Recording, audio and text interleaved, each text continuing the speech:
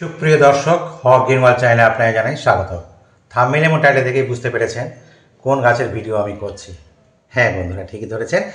Bougainvillea বা বাগান বিলাস কিংবা কাগজ ফুল কিংবা ফ্লাওয়ার অফ মেশিন, যাই বলুন না কেন, আমি ইতিপূর্বে বেশ কয়েকটি পর আমি বলেছি যে আপনাদের সামনে আমি আমার চারা গাছগুলোকে আপনাদের সামনে উপস্থাপনা করব, কিভাবে চারা গাছ করি সেটাও আমি পরবর্তীতে নিয়ে আসবো। এটাতে দেখলেন খুবই ছোট্ট একটা গাছ, কিন্তু গাছে প্রচুর পরিমাণে ফুল রয়েছে।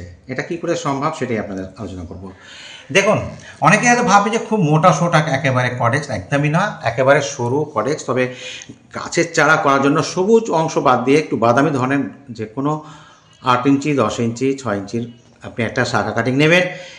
রুট হরমোন থাকলে দেবেন, নইলে অ্যালোভেরা দিতে পারেন, না দিলে প্লেন মিডিয়ে তৈরি করে এমনি গাছ বসিয়ে দিলে ছায়াতে রাখলে আপনার হয়তো 10টা বসালে 8টা হবে, 6টা হবে, 4টা হতেই পারে। এভাবে কাজ করবেন। যখনই দেখবেন 3 মাস হয়ে গেছে, পাতা বেরিয়ে গেছে, ফুলও হয়তো চলে আসতে পারে, তখনই আপনি কী করবেন, একটা ছোটো একটা গ্রোয়িং ব্যাগে এটাকে বসিয়ে দেবেন। কারণ তখন আর মাটিতে একসঙ্গে একাধিক গাছ বসালে সেখানে যে কোনো কারণে হোক সেই গাছের বৃদ্ধি ব্যাহত হয়। তাই সিঙ্গেল তুলবেন। হয়তো গাছ ঝিমিয়ে যেতে পারে গ্রোয়িং ব্যাগ দিতে গিয়ে, 1 সপ্তাহ বা 2 সপ্তাহের মধ্যে সেই গাছটা স্বাভাবিক হয়ে যাবে। গাছে পাতা আসবে, পাতা ফুল ঝরেও যেতে পারে, নতুন করে পাতা আসবে, আমি আপনার গ্যারান্টি দিয়ে বলছি, যদি শেকড় 2-4টি থাকে। এভাবে রাখবেন ছায়াতে, প্রয়োজন মতো জল দেবেন, অতিরিক্ত জল দেবেন না। জল শুকিয়ে দেওয়ার পর জল দেবেন, দেখবেন গাছে একসময় ফুল আসবে, পাতা আসবে, দেখবেন সেখানে শেকড়ও আসবে, সেখানে কিন্তু এবার গাছটা দেখবেন কয়েকটি ব্রাঞ্চ তৈরি হবে। এটাতে কিন্তু সিঙ্গেল হয়ে থেকে গেছে, ছোটো ছোটো ব্রাঞ্চ হয়েছে। আমি চাইবো যে এটা একটু বড় ব্রাঞ্চগুলো হোক এবং একটু ঝোপালো হোক। এখন ঝোপালো হয়ে যাবে যখন হবে, তখন কিন্তু আপনি কি করবেন, টুকটুক করে ডগাগুলোকে একটু কেটে দেবেন। বর্ষাকালে করবেন এটা। বর্ষাকালে করলে কি হবে, গাছটা খুব তাড়াতাড়ি বাড়বে। যখন এটা 6 মাস, 8 মাস, 1 বছর হয়ে যাবে, আর দেখতে পাচ্ছেন যে আপনার এটা এখান থেকে কিন্তু আর এটাকে রুট এখান থেকে তুলবেন না। 1 বছর এখানে রাখা যেতেই পারে, কোনো অসুবিধা নেই। তারপরে আপনি এটাকে 8 ইঞ্চি বা 10 ইঞ্চিতে বসাবেন, দেখবেন গাছটা খুব সুন্দর তৈরি হয়ে যাবে। আশা করি আমি কি বলতে চাইছি, যে চারা গাছ থেকে এখানে কিভাবে আপনি এটাকে বড় পটে নিয়ে যাবেন সেটুকু শুধু বলতে চাইছি। ইতিপূর্বে আমি খুব ঘন ভিডিও করেছি।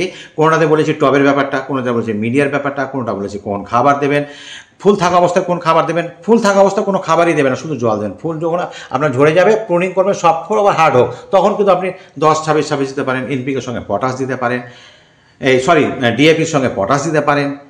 এনপিকেটা অ্যাকচুয়ালি ব্যালেন্স খাবার।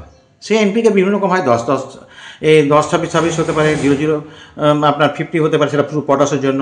18-18 হতে পারে, 19-19 হতে পারে, 20-20 হতে পারে, এরকম বিভিন্ন রকম আছে। তো সবচেয়ে ভালো হতে 10-26 আপনি যখন হার্ড প্রুনিং করবেন, ফুল থাকবে না, তখন দেবেন। আপনি জৈবিকভাবে দিতে পারেন, সেটা আপনার পছন্দের ব্যাপার। তো প্রশ্ন করবেন কী ধরনের কী করবেন। আজ এখানে শেষ করছি। আশা করি নতুন কোনো ভিডিওতে নতুন কোনো তথ্য নিয়ে আপনার সামনে হাজির হবো। তারপরে আপনার সঙ্গে কমেন্ট বক্সে কমেন্ট করবেন। কমেন্ট করলেই আপনাদের উত্তর দেওয়ার চেষ্টা করবো। আজ এখানে শেষ করলাম বন্ধুরা। ভালো থাকবেন, সুস্থ থাকবেন। কথা হয় পরবর্তী ভিডিওতে নতুন কোনো তথ্য নিয়ে, নতুন কোনো গাছ নিয়ে। ধন্যবাদ।